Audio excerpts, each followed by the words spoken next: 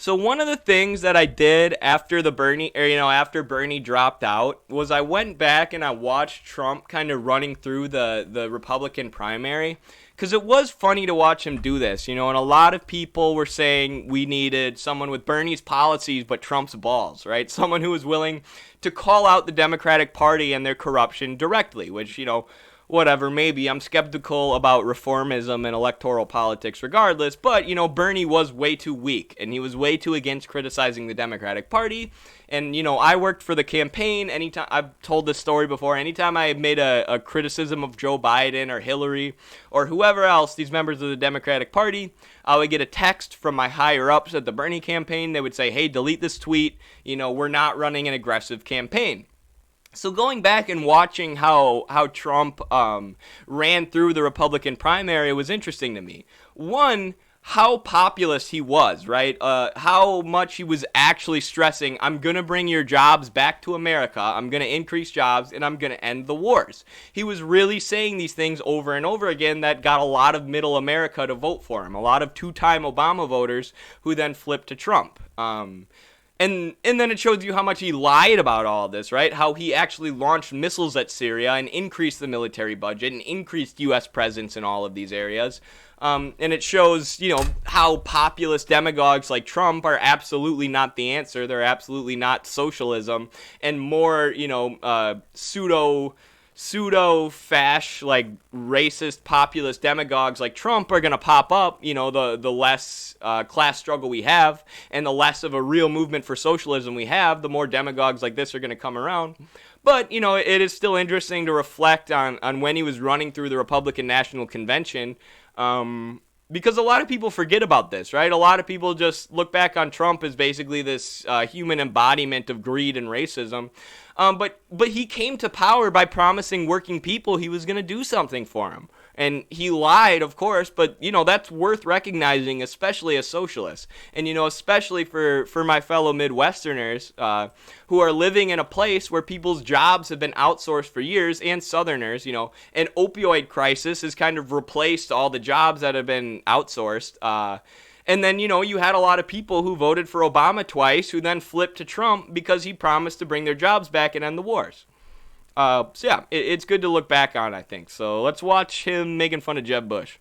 ISIS requires defeating Assad, but wouldn't that also put us into conflict with Russia, a country that supports Assad? So doesn't that mean effectively Assad's there to stay? No, it doesn't, and that's the problem. The lack of leadership in this country by Barack Obama, John Kerry, Hillary Clinton, thinking that this is a policy that works, this policy of containment with ISIS, it's a complete, unmitigated disaster. And to allow Russia now to have influence in Syria makes it harder, but we need to destroy ISIS and dispose of Assad. What he just said is absolutely f***ing insane. And I know U.S. servicemen who, I'm not going to spill the beans on all their stories, right, but who have gone over to Syria and seen the disaster there and have come back with PTSD. I'm going to get emotional if I talk about it because it's something that closely affects me. But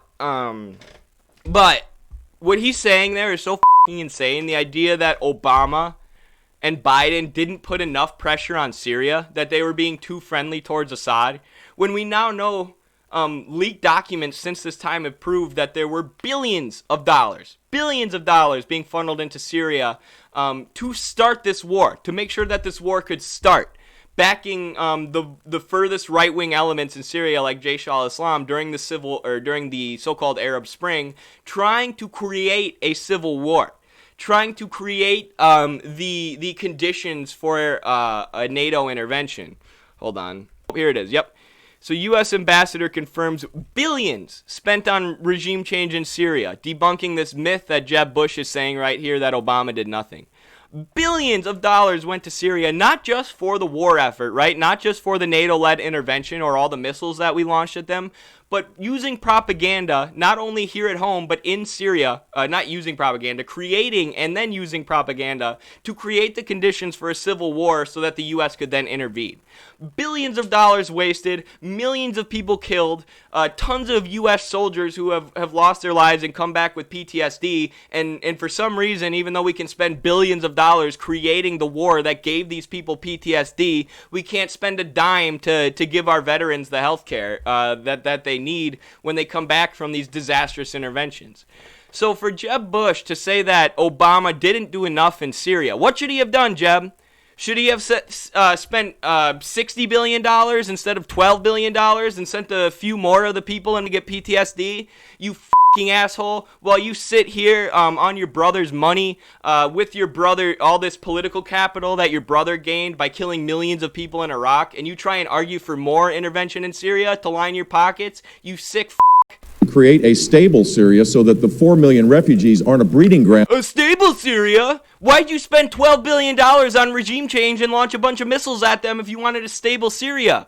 You idiot. Have you ever been to Syria? Have you ever talked with anybody who's come back with PTSD from being in Syria? Have you ever talked to a Syrian? For Islamic jihadists. This is the problem. Donald Trump brought up the fact that he would want to accommodate Russia. Russia is not taking out ISIS. They're attacking our Russia is funding Assad, who is fighting ISIS and Jaish al-Islam and other extremist groups who the U.S. was funding arms and money into. And we now know this thanks to leaked documents. And, I mean, this is part of the reason, it's good to go back and reflect on these things. Because now these leaked documents from Syria that show the billions of dollars that Obama did spend in Syria debunks this narrative that these Republican goof neocon war hawks who get f***ing boners from death and destruction and invading new countries, we see through their lies so much easier. He's here saying Obama did nothing about the war in Syria and that we need more interventionism when Obama spent $12 billion creating the war in Syria, dropping bombs on their people and sending U.S. teenagers that we recruited out of high schools to go fight and die in this war. Our team, the team that we've been training and the team that we've been supporting. It is absolutely ludicrous to suggest that Russia could be a positive partner in this. They are on the run. They are making, every time we step back, they're on the run. The question that you asked was a really good one about what you would do. What 3 things would you do? I would restore the military. The sequester needs to be reversed. I would have a strategy to destroy ISIS. And I would immediately create a policy of containment as it relates to Iran's. You would increase troops and you would increase the number of American troops that we're pulling out of high schools to send into these disastrous wars. You would increase funding. You would increase drone strikes and missile strikes on the Syrian children who are growing up in a war-torn country because of your cronies and because of your brother and because of the people who gave you your position in politics anyways, Jeb. Ambitions, and to make clear that we are not going to allow for Iran to do what it's doing, which is to move towards a nuclear weapon. Those 3 things would be the first and foremost things that we need to do in 2017. Mr. Trump, you're...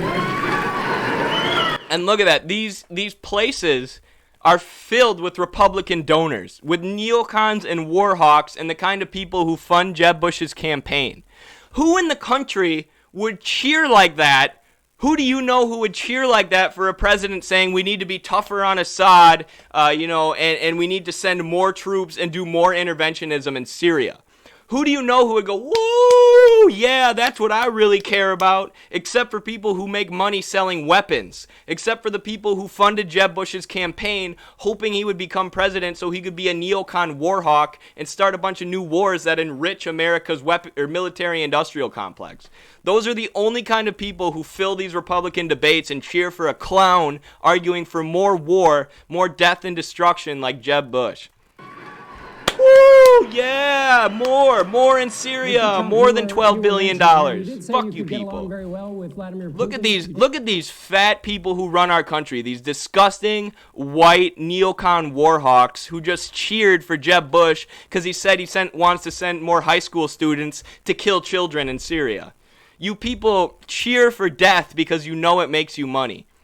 Did at one point say, let Russia take care of ISIS? Call me a genius. I like him so far, I have to tell you. Let me just tell you this. Jeb is so wrong. Jeb is absolutely so... And look, watch. You guys people don't understand why Trump won. And there's so many people like me in the Midwest who have watched extended family members come back with PTSD from Syria, and now you have Jeb Bush arguing for more intervention in Syria, and Trump's right here. And look, these weapons contractors, these military-industrial complex goons in the crowd immediately start booing him, right? But who won? Who won with Middle America?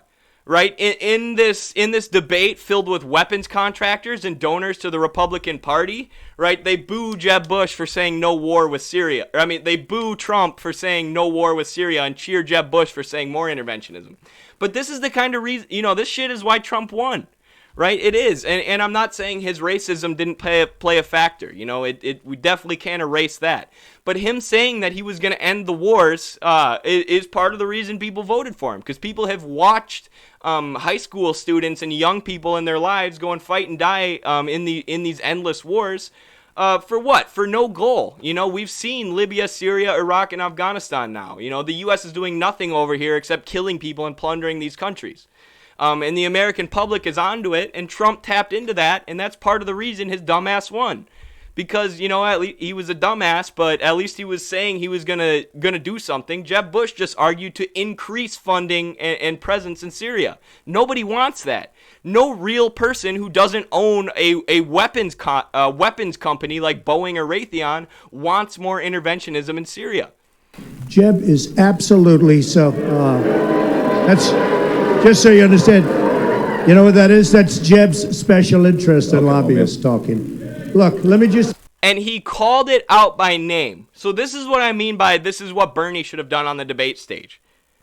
So what I said there was these are the neocons and weapons contractors who pay for Jeb's campaign. And they booed Trump when he said less war in Syria, and Trump goes, those are Jeb's donors and special interests who just booed me. He's right. They are.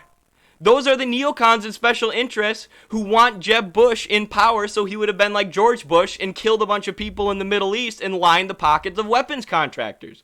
Trump's an idiot. Trump's a racist. Trump didn't actually do anything about this. He didn't actually dismantle the industrial complex. He lied. But right here, he's right. He's calling out the Republican establishment to their faces on live television. And this is, if any socialist runs for office in the U.S., this is exactly what they need to do to the Democratic Party. Tell you something. Jeb is so wrong. You got to fight ISIS first. You fight ISIS first. Right now you have Russia, you have Iran, you have them with Assad, and you have them with Syria. You have to knock out ISIS. They're chopping off heads. These are animals. You have to knock them out. You have to knock them off strong. You decide what to do after. You can't fight two wars at one time. If you listen to him and you listen to some of the folks that I've been listening to, that's why we've been in the Middle East for 15 years and we haven't won anything. We've spent $5 trillion in the Middle East because of thinking like that. We've spent and Lindsey Graham, who backs him, who had 0 on his polls. So let me just tell you something. We've spent.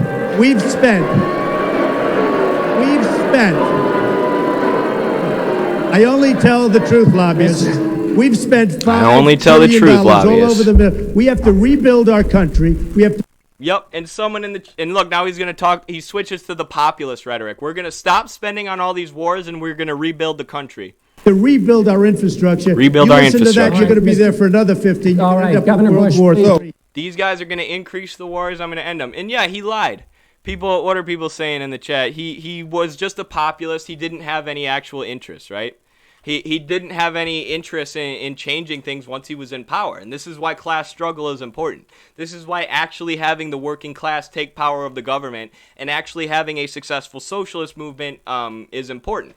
But we need a socialist movement that actually talks to the working class of America, that actually talks to Americans who want to end the wars and who want to see our infrastructure rebuilt. And we actually have to give them a plan, right? Here's our plan as the Communist Party to end the wars and rebuild the infrastructure infrastructure, but we need to get working class power in charge of the government, right? Working class people in power in charge of the government. The only reason that Trump knows all this stuff is because he is one of the capitalists, right? He is one of, and he admitted this also on the debate stage, he is one of these capitalists who can bribe politicians, to do wars that are going to help his profits. So he was able to call it out there up on the debate stage. He didn't actually have any interest in ending those wars. He didn't actually have any interest in rebuilding the infrastructure. He didn't do anything. He's a self-centered, egotistical oligarch. But the reason he won the election is because of his populist rhetoric, right? He was a populist demagogue. He got a lot of working people in the U.S. on his side by saying, I'm going to end the wars, bring your jobs back, rebuild the infrastructure. And what we need is a non-liar, right? What we need is a movement made from actual workers who actually have the incentive to do these things, Like Trump is a capitalist, a real estate capitalist who inherited his empire and most of his money from his dad. Like, he is the face of what is wrong with this country, of the ruling class and the oligarchy which controls this country. So once he got in power, he knew the right things to say, but he wasn't actually going to do the things necessary to destroy the oligarchy controlling our country and destroy the imperialist state apparatus. But a real socialist movement could, and workers in this country are ripe.